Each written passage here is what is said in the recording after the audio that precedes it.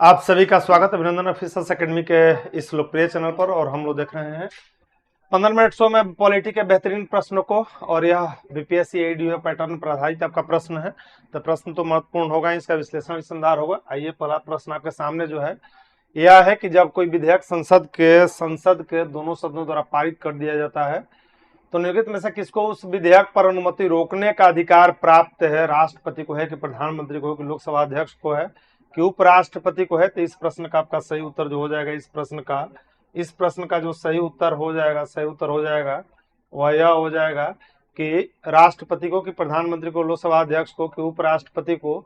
तो उस विधेयक पर अनुमति रोकने का अधिकार प्राप्त है किसको जो है? तो यह राष्ट्रपति को प्राप्त है, तो राइट आंसर आपका हो जाएगा, राष्ट्रपति। इस प्रश्न का सही उत्तर हो जाएगा, चूंकि राष्ट्रपति को विधायी शक्तियां मिली हुई है और इस विधायी शक्ति के तहत ही वह विधेयक पर अनुमति प्रदान कर सकते हैं, उनको रोक सकते हैं। इनके हस्ताक्षर के बाद ही विधेयक क्या बनता है? कानून बनता है। यानी राष्ट्रपति के हस्ताक्षर के बाद ही कोई विधेयक क्या बनता है? तो वह कानून बनता है। फिर से यदि संसद का सत्र नहीं चल रहा हो और तत्काल कानून की आवश्यकता होती है, तो राष्ट्रपति अनुच्छेद 123 के तहत, ये सभी विधायी शक्तियां हैं, राष्ट्रपति अनुच्छेद 123 के तहत क्या जारी करते हैं? तो यह अध्यादेश जारी करते हैं। इसका बल वही होता है जो कानून का बल होता है। इसी के तहत वह विधायी शक्ति के तहत लोकसभा का विघटन करते हैं। प्रधानमंत्री के परामर्श पर किसका विघटन करते हैं? लोकसभा का विघटन करते हैं। विघटन के बाद जो है क्या होता है भाई? फिर से चुनाव होता है। और बहुत सारे विधेयक ऐसे हैं कि राष्ट्रपति के पूर्व अनुमति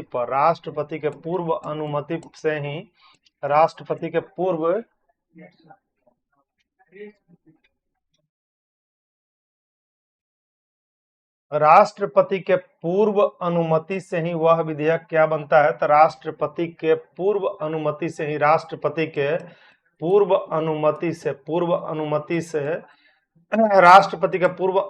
से ही उसको पेश किया जाता है, पेश किया जाएगा उसको। जैसे धन विधेयक, जैसे में यदि हम बात करें तो यह हो जाएगा जैसे धन विधेयक, यानी मनी बिल हो जाएगा, इसमें धन विधेयक हो जाएगा। यह राष्ट्रपति के पूर्व अनुमति से ही आएगा, लोकसभा में ही सबसे पहले आएगा, लोकसभा में आएगा। तो विकल्प ए इस प्रश्न का करेक्ट उत्तर हो जाएगा। दूसरा प्रश्न है कि लोकसभा भंग हो तो आकस्मिक निधि से धन निकाली जाएगी।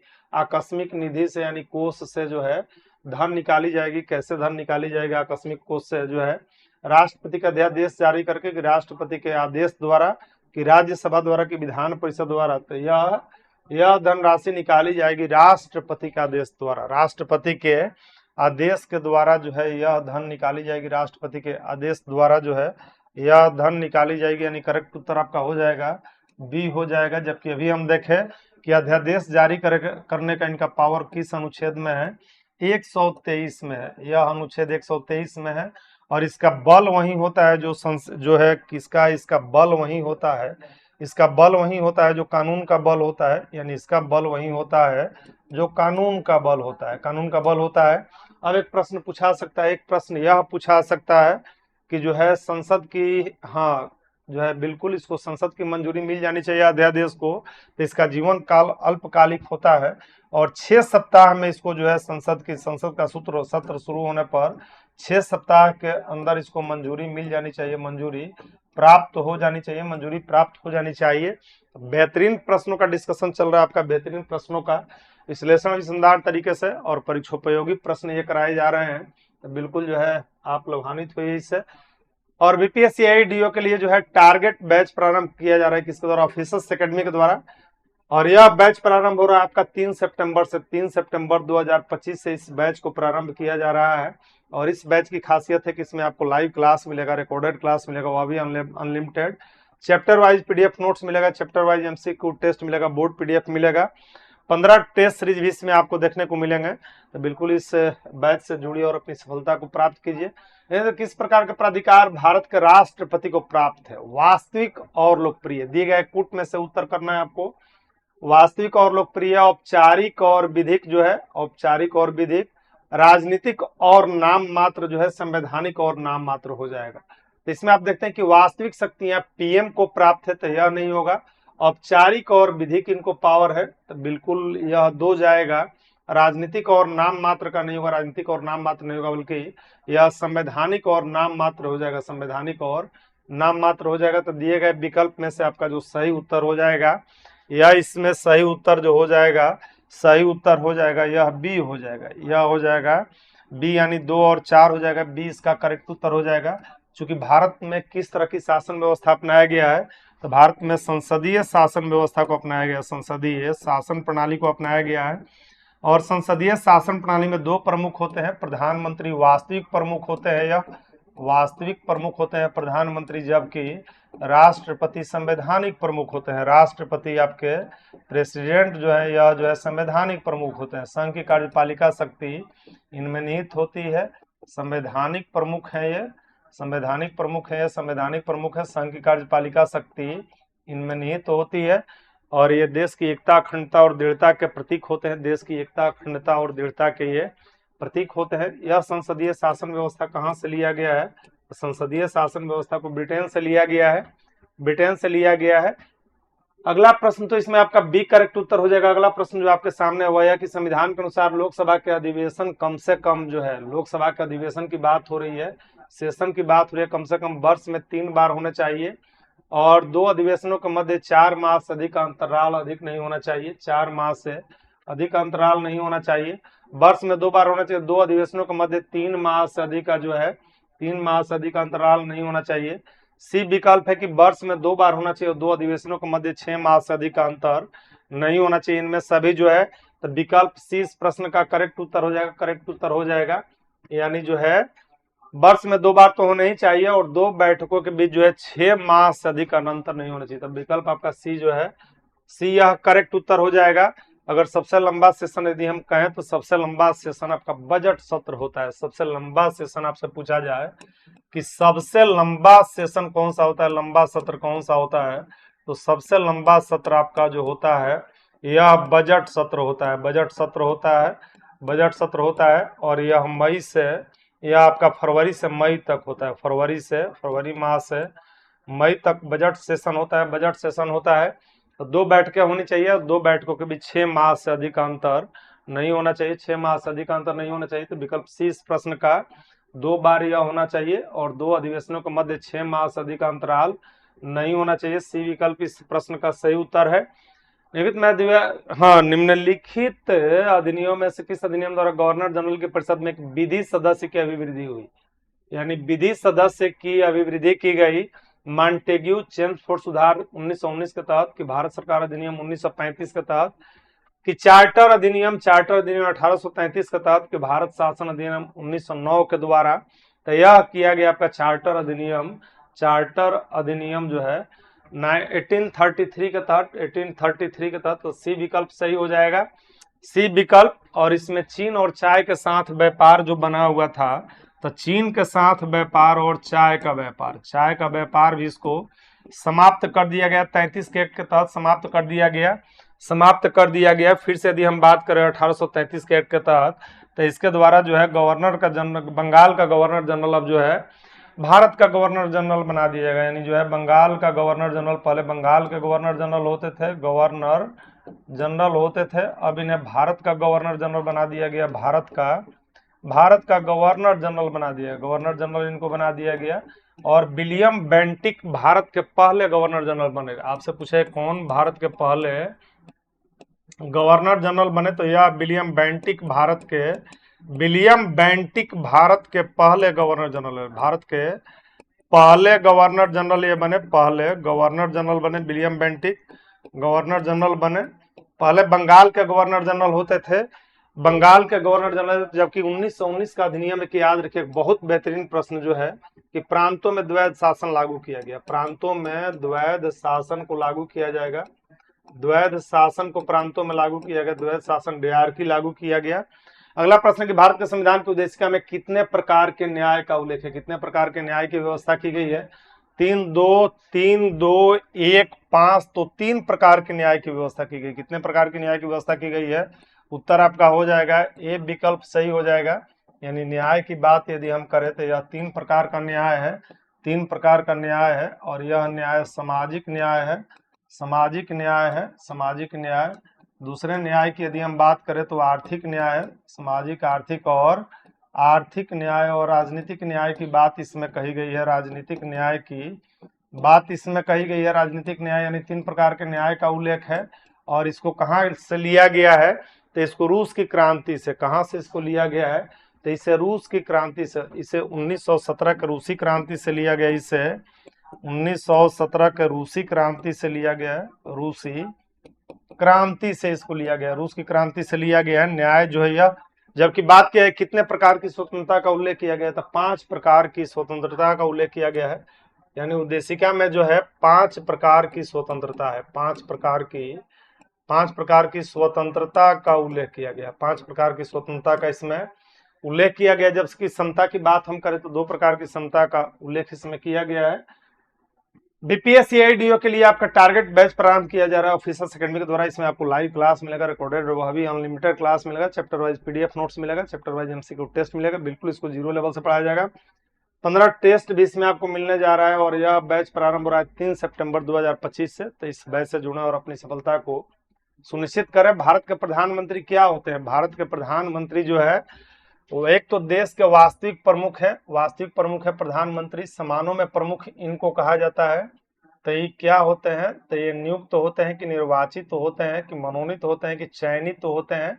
तो भारत के प्रधानमंत्री नियुक्त होते हैं और इनको नियुक्त करते हैं प्रेसिडेंट। नियुक्त कौन करेंगे, तो PM को नियुक्त करेंगे राष्ट्रपति।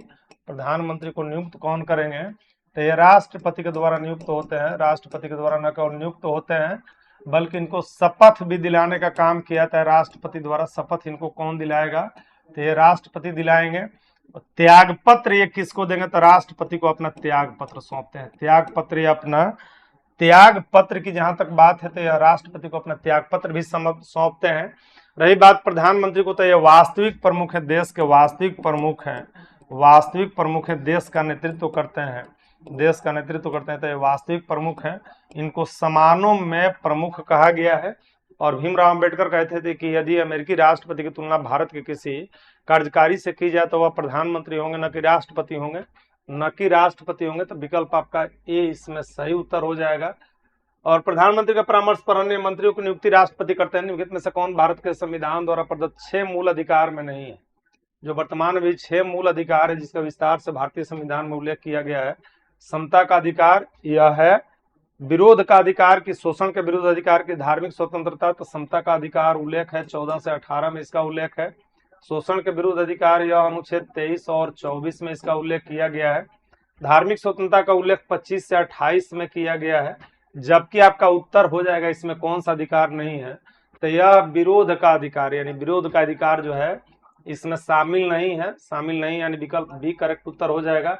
विरोध का अधिकार इसमें शामिल नहीं किया गया। विरोध का अधिकार इसमें 6 प्रकार की स्वतंत्रता का उल्लेख किया गया है। और छठा आपका मौलिक अधिकार है, छठा मौलिक अधिकार है संवैधानिक उपचारों का अधिकार, उसका अनुच्छेद 32 में उल्लेख किया गया, उसका अनुच्छेद 32 में उल्लेख किया गया है। अगला प्रश्न आपका है, अगला प्रश्न है कि भारतीय संघवाद बल देता है, किस पर बल देगा? राज्यों की सुदृढ़ता पर, राज्यों की सुदृढ़ता पर बल देगा कि राष्ट्र की एकता पर देगा कि राष्ट्रीयताओं के साथ समझौते पर देगा? तो इनमें से सभी उत्तर आपका हो जाएगा, सभी उत्तर डी विकल्प सही हो जाएगा।